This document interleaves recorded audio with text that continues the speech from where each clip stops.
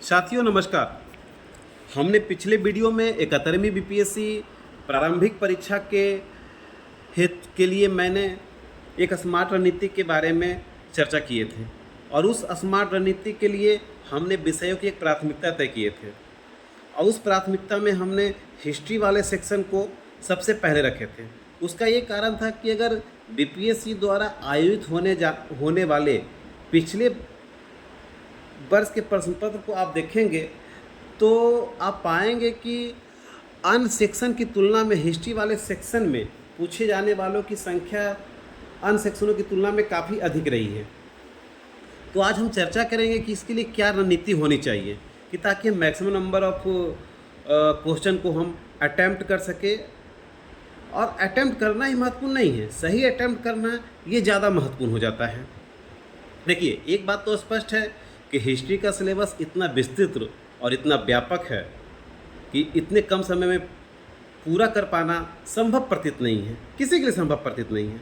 लेकिन ये भी बात सही है कि एग्ज़ाम को अगर पास करना है, मेंस के लिए क्वालिफाई करना है तो पढ़ना तो पड़ेगा ही। तो इसके लिए हमने एक खास रणनीति तैयार किए हैं और उस रणनीति में जो भी हमारे अपने विचार हैं वो विचार हम आपके सामने प्रस्तुत करेंगे, जिससे कम समय में हम हिस्ट्री वाले सेक्शन में बेहतर स्थिति में हो, हिस्ट्री के मैक्सिमम नंबर ऑफ क्वेश्चन को सही सॉल्व कर सके। इसके बारे में अपनी एक राय प्रस्तुत करेंगे। इसके लिए हमने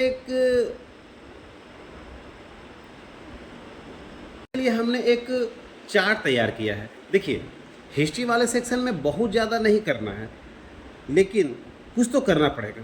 फर्स्ट ऑफ ऑल करना है कि बीपीएससी द्वारा जो भी परीक्षा आयोजित किया गया है, उसमें पूर्व परीक्षा में जो भी आपके प्रश्न पूछे गए हिस्ट्री वाले सेक्शन करके उसका विकल्प सहित उसका विश्लेषण करना है।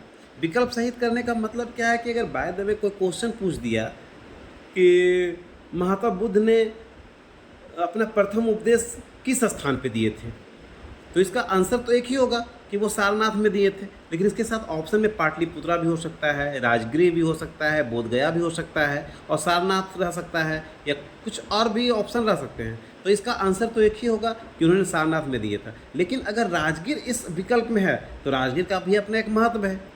राजगीर का महत्व है कि मगध साम्राज्य की पहली राजधानी थी, प्रथम बौद्ध संगति हुआ था और अलग अलग इनकी बातें। उसी प्रकार बोध गया में तो इन्होंने ज्ञान की प्राप्ति किया था, तो बोध गया में कुछ तो हुआ था, इनको ज्ञान की प्राप्ति हुआ था। तो बोध गया से संबंधित जो प्रश्न बन सकते हैं, राजगीर से संबंधित जो प्रश्न पत्र बन सकते हैं, पाटलिपुत्रा से जो संबंधित प्रश्न बन सकते हैं, उसके बारे में हमको विश्लेषण करना है। यानी कह सकते हैं कि प्रश्नों के साथ साथ विकल्प से संबंधित जो भी एक्सप्लेनेशन है उसका हमको विशेष तौर पर चर्चा करना है।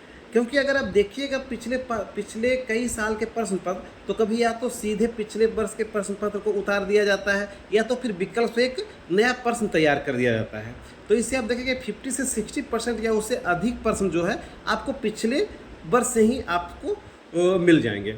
ये ऐसी प्रकृति रही है और यही प्रकृति अगर आने वाले 71वीं बीपीएससी में रहती है तो आप बहुत बेहतर स्थिति में रहते हैं। देखिए, पिछले साल जो 70वीं बीपीएससी की जो प्रारंभिक परीक्षा हुई थी उसमें बहुत सारे अभ्यर्थियों द्वारा यह आरोप लगाया कि प्रश्न के स्तर काफ़ी निम्न के थे, वो सिविल सेवा के नहीं थे। तो हो सकता है इस बार बीपीएससी अपने प्रश्न के स्तर को यूपीएससी की तरफ ले जाए। लेकिन अगर यूपीएससी की तरफ ले भी जाती है तो स्टेटमेंट वाले प्रश्न की संख्या बहुत ज़्यादा नहीं रहेगी। हाँ, पिछले जो ऑप्शंस बेस्ड क्वेश्चन होते हैं उससे एक नया प्रश्न जरूर तैयार कर सकती है। तो इसके लिए ज़रूरी हो जाता है कि यूपीएससी द्वारा जो प्रश्न पूछे गए हैं इधर अंतिम 5 साल में, तो उसका आप प्रश्न के साथ साथ उसके ऑप्शन को भी उसी प्रकार करना है जिस तरह से आप बीपीएससी द्वारा आयोजित पूर्व परीक्षा में पूछे गए प्रश्नों किए हैं। यानी कि उसे प्रश्न पत्र का आपको आंसर तैयार करना है, उससे विकल्प से जो प्रश्न तैयार हो सकते हैं उसका आप तैयार करना है और उसका सूक्ष्मतापूर्वक अवलोकन करना है। अगर आप बीपीएससी और यूपीएससी द्वारा पूर्व में पूछे गए प्रश्न का अगर आप अध्ययन कर लेते हैं तो आप हिस्ट्री में बहुत बेहतर स्थिति में पाएंगे। फिर आप मान के चलिए कि आप हिस्ट्री के मैक्सिमम नंबर ऑफ क्वेश्चन को अटैम्प्ट ही नहीं करेंगे, बल्कि उस अटैम्प्ट को सही अटैम्प्ट की दिशा में अग्रसर करेंगे। तो ये तो हो गया हिस्ट्री के लिए। हिस्ट्री के लिए फ़िलहाल यही करना है। करेंट के लिए क्या करना है? करेंट के लिए बहुत ज़्यादा कुछ नहीं करना है, क्योंकि करेंट बहुत डायनेमिक है। इसका कोई डिफाइन सिलेबस नहीं है। कहीं से भी प्रश्न पूछ दिया जाता है। खासकर बीपीएससी में तो कभी कभी ऐसे प्रश्न पूछा जाता है जिसकी आप उम्मीद नहीं करते हैं, और कुछ प्रश्न तो ऐसे होते हैं जो पहली बार आप एग्जामिनेशन हॉल में देखते हैं कि अच्छा ये भी घटना कहीं घटी है, तो एक करेंट में आ गया है। तो इसके लिए क्या करना है? जनवरी माह से लेकर अब तक जो भी अंतर्राष्ट्रीय घटनाएं हुई हैं उसका आप नोट्स तैयार कर लेना है। हो सकता है आपने नोट्स तैयार कर भी लिया हो। अगर नोट्स नहीं भी तैयार किए हैं तो किसी प्रमाणिक मैगजीन जो करेंट अफेयर्स पर आधारित हो, या फिर करेंट अफेयर जो शुरू में किसी मैगजीन में दिया, हर मैगजीन में दिया रहता है, उसको आप एक बार अध्ययन कर लीजिए। और जो आपको इम्पोर्टेंट लगे, जो भी आपको इम्पोर्टेंट लगे उसको आप राइट डाउन करते जाइए, तो आप नोट्स भी तैयार हो जाएगा, या फिर अंडरलाइन करते चले जा सकते हैं। अगर यह संभव नहीं है कि जनवरी से लेके अब तक के मैगजीन तो पढ़ा जाए, तो क्या करना है कि बहुत सारे पब्लिकेशन की करेंट अफेयर्स की हाफ ईयरली या ईयरली करके वार्षिकांक आती है, अर्धवार्षिकांक आती है, तो उसका आपको बुक लेना है और उसका आपको अध्ययन करना है।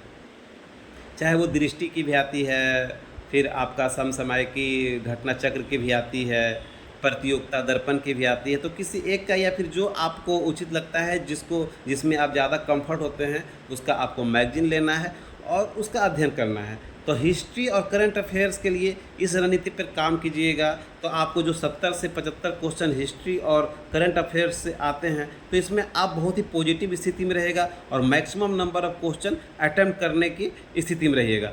तो फिलहाल के लिए इतना ही। और हाँ, जो भी इम्पोर्टेंट टॉपिक है जो मुझे लगता है और जिससे प्रश्न पूछने की प्रवृत्ति बीपीएससी की रही है, उन टॉपिक्स पर हम वीडियो बनाएंगे और अपलोड करेंगे। और आपको लगे कि ये महत्वपूर्ण टॉपिक है, तो आप उससे जानकारी एकत्र कर सकते हैं। वो आपके परीक्षा में की तैयारी में काफ़ी उपयोगी साबित होंगे, तो आप उससे भी आप सहायता ले सकते हैं।